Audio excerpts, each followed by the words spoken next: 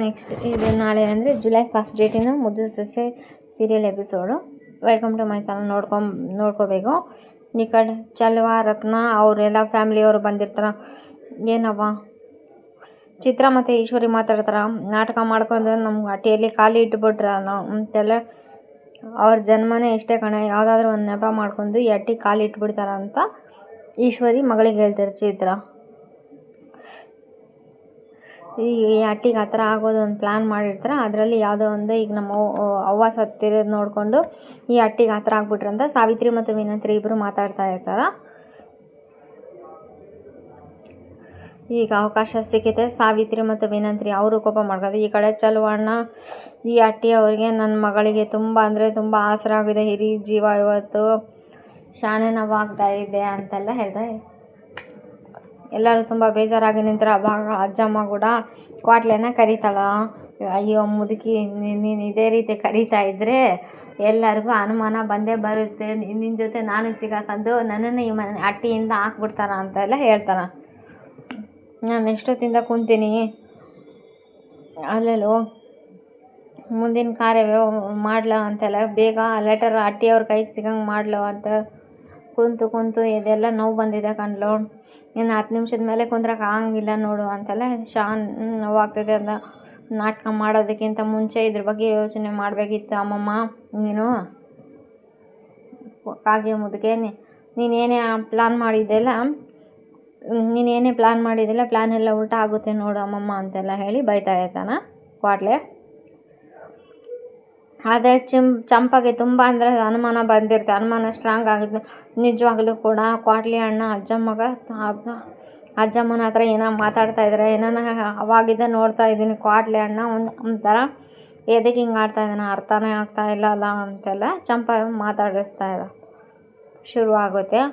ಅದೇ ಟೈಮಿಗೆ ಕ್ವಾಟ್ಲೆ ಕೂಡ ಅಯ್ಯೋ ಬಂದವರೆಲ್ಲ ಇದೇ ರೀತಿ ಮಾತಾಡ್ತಾ ಇದ್ರೆ ಈಗ ಅಜ್ಜಮ್ಮನ ತಗೊಂಡ್ರೆ ನಾವು ವ್ಯವಸ್ಥೆ ಮಾಡ್ಕೋಬೇಕು ಮುಂದಿನ ಕಾರ್ಯಕ್ಕೆ ಅಂತೆಲ್ಲ, ಹೋಗಿ ನೀವೆಲ್ಲ ಪೂಜೆಗೆ ಎಲ್ಲ ವ್ಯವಸ್ಥೆ ಮಾಡ್ಕೊಳ್ಳಿ ಅಂತೆಲ್ಲ ಹೆಣ್ಮಕ್ಳನ್ನೆಲ್ಲ ಕಳಿಸಿ ಮೋನ ಚಂಪ ಎಲ್ಲರೂ ಬಂದು ಮೋನ ಕೈಗೆ ಒಂದು ಲೆಟರ್ ಸಿಗುತ್ತೆ.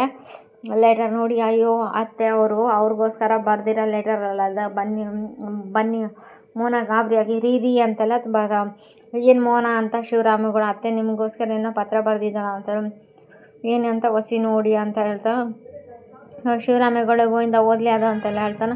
ಅಷ್ಟಕ್ಕೂ ಇಷ್ಟು ದಿವಸ ನೀವು ನನ್ನ ಚೆಂದಾಗಿ ನೋಡ್ಕೊಂಡಿದ್ರ, ಈ ಹಟ್ಟಿಗೆ ನಾನು ಮೊಮ್ಮಗ ಆಗಿ ಬರಬೇಕಂತ ನನಗೆ ತುಂಬ ಆಸೆ ಇದೆ ಅಂತೆಲ್ಲ ಅಮ್ಮಮ್ಮ ಬರೆದಿರ್ತಾರೆ ಲೆಟ್ರ್ ಒಳಗೆ ಅಂತ ಆಸೆ ಆಗಿರುತ್ತೆ ಅಂತ ಎಲ್ಲ. ಈ ಕಡೆ ಶಿವರಾಮೇಗೌಡ ತುಂಬ ದುಃಖ ಬಂದಿರುತ್ತೆ. ಗೋವಿಂದ ಲೆಟ್ರ್ ಎಲ್ಲ ಓದ್ತಾ ನನ್ನ ಪ್ರೀತಿಯ ಮೊಮ್ಮಗನಾದ ಭದ್ರೇಗೌಡ ನನ್ನ ಮಾತು ಕೇಳಿದೆ ನನ್ನ ಶಾನೆ ನೋವು ಕೊಟ್ಟಿದ್ದಾನ, ಆದರೆ ಈ ಅಜ್ಜಮ್ಮಗೋಸ್ಕರ ಒಂದೇ ಒಂದು ಆಸೆ ಈಡೇರಿಸಿಲ್ಲ ಅಂತೆಲ್ಲ ಹೇಳಿರ್ತಾರೆ. ಗೋವಿಂದ ಅವ್ವ ತನ್ನ ಕೈಯಾರನೇ ಕೊನೆ ಆಸೆನ ಬರ್ತಿರ್ತಾರೆ. ಏನಿಲ್ಲ ಅದು ಅಂತ ಕೇಳಿದಾಗ ಭದ್ರ ವಿದ್ಯಾ ಒಂದಾಗಬೇಕು, ಇದೇ ನನ್ನ ಕೊನೆಯ ಆಸೆ ಅಂತ ಅಮ್ಮಮ್ಮ ಬರೆದ. ಅವರಿಬ್ಬರು ಜೀವನ ಪೂರ್ತಿ ಒಂದಾಗಿರಬೇಕು ಅಂತ ಆಸೆ ಪಟ್ಟಿನಿ, ಇದೇ ನನ್ನ ಕೊನೆಯ ಆಸೆ ಕಣ್ಲ ಅಂತೆಲ್ಲ ಹೇಳಿದೆ.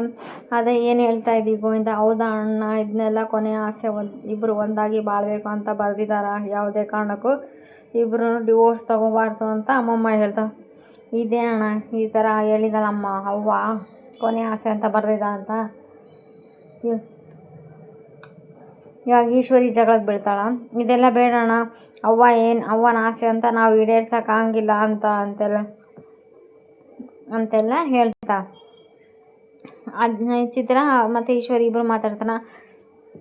ನೋಡಮ್ಮ ಸಾಯ್ಬೇಕಾದ್ರೆ ಯಾರ್ಯಾರು ಏನೇನು ಆಸೆ ಇಟ್ಕೊಂಡು ಸಾಯ್ತಾರ, ಈ ಅಜ್ಜಿ ನೋಡಿದರೆ ನಮಗಂತ ಏನೂ ಇದು ಮಾಡೇ ಇಲ್ಲ, 3 ಅಡಿ ಸಲುವಾಗಿ ಯೋಚನೆ ಮಾಡಿದ್ದಾಳ ಅಂತೆಲ್ಲ ಹೇಳಿ ಈ ಥರ ಪತ್ರ ಬರೆದಿದ್ದಾಳ ಅಂತೆಲ್ಲ ಹೇಳ್ತಾ ಅಂತ ನಿರ್ಧಾರ ಮಾಡಿದ್ರ. ಅದು ಆ ಭದ್ರನೇ ಬೇಡ, ಈ ವಿದ್ಯಾ ಬೇಡ ಅಂತ ಹೇಳಿದರೆ ಈ ಅಮ್ಮಮ್ಮ ಬಲವಂತಾಗಿ ಇಬ್ಬರ ಜೊತೆ ಸಂಸಾರ ಮಾಡ್ಸೋಕೆ ಹೊರಸಿಡ್ದ. ಇದಕ್ಕೆಲ್ಲ ನಿಮ್ಮ ದೊಡ್ಡಪ್ಪ ಒಪ್ಪಬೇಕು, ಭದ್ರ ಒಪ್ಪಬೇಕಲ್ಲ, ನೋಡೋಣ ತಡಿ ಅಂತ ಈಶ್ವರಿ ಕೂಡ ಕಾಯ್ತಾ ಇರೋ ತಡಿ ಅಂತ. ಏನಣ್ಣ ಈಗ ಅಂತ ಗೋವಿಂದ ಕೇಳಿದಾಗ ಶಿವರಾಮೇಗೌಡ ಸ್ವಲ್ಪ ಬೇಜಾರು ಮಾಡ್ಕೊಂಡು ಅವ್ವ ಇರೋ ಗಂಟ ಯಾವತ್ತೂ ಏನಾದರೂ ಕೊಡಿಸು, ಮಾಡು, ಅದು ಮಾಡು, ಇದು ಮಾಡು ಅಂತ ಏನು ಹೇಳಿದ ಅಮ್ಮ. ಈ ಈ ನಮ್ಮ ಕುಟುಂಬ ಒಂದು ಹಂತಕ್ಕೆ ಬಂದು ನಿಂತಿದೆ ಅಂದರೆ ಅದಕ್ಕೆ ಅವ್ವನೇ ಕಾರಣ ಅಲ್ವಾ. ಹಾಗಾಗಿ ನಾವು ಅವ್ವನ ಮಾತಿಗೂ ಬೆಲೆ ಕೊಡಬೇಕು.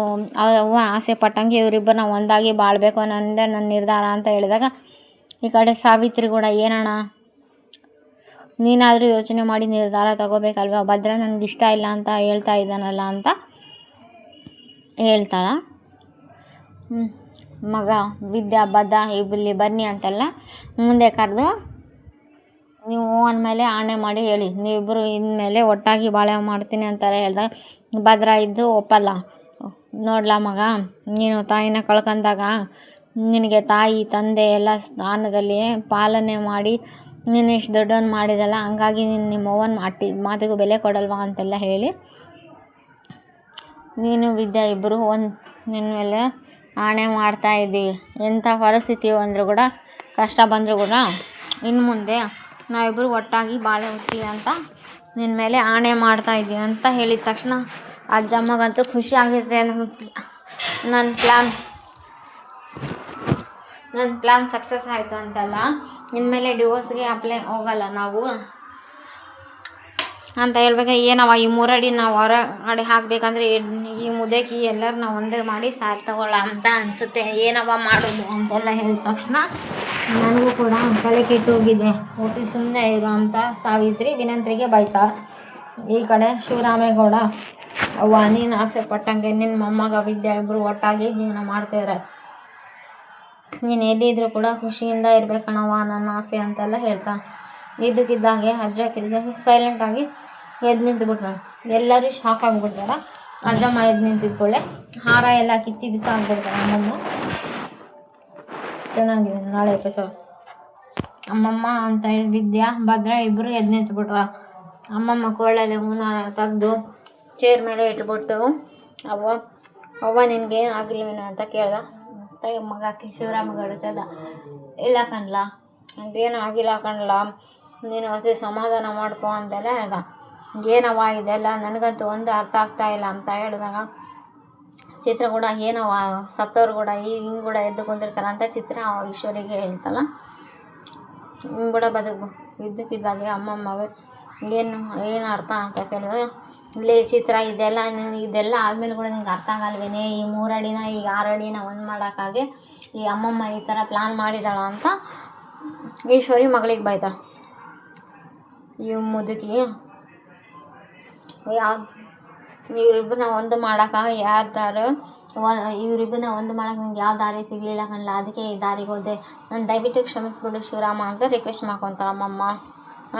ಈ ರೀತಿ ಒಂದಾದ್ರೂ ನಾನು ಪ್ಲೀಸ್ ಕಣ್ಲು, ನಾನು ಎಷ್ಟೇ ತಿದ್ದಿ ಹೇಳಿದ್ರು ಕೂಡ ನನ್ನ ಮಾತು ಕೇಳೋಕ್ಕೆ ರೆಡಿ ಇದ್ದಿಲ್ಲ ಕಣ್ಲ, ಇವ್ರ ಜೀವನ ಹಾಳಾಗ್ತಿರೋದು ನೋಡಿ ನಾನು ಸುಮ್ಮನೆ ಇರಲಿ ಅಂತೆಲ್ಲ ಹೇಳಿದಾಗ, ಅದಕ್ಕೆ ಈ ರೀತಿ ಸಾಯೋ ಥರ ನಾಟಕ ಮಾಡಬೇಕಂತ ಭದ್ರ ಕೋಪ ಮಾಡ್ಕೊತಾರ.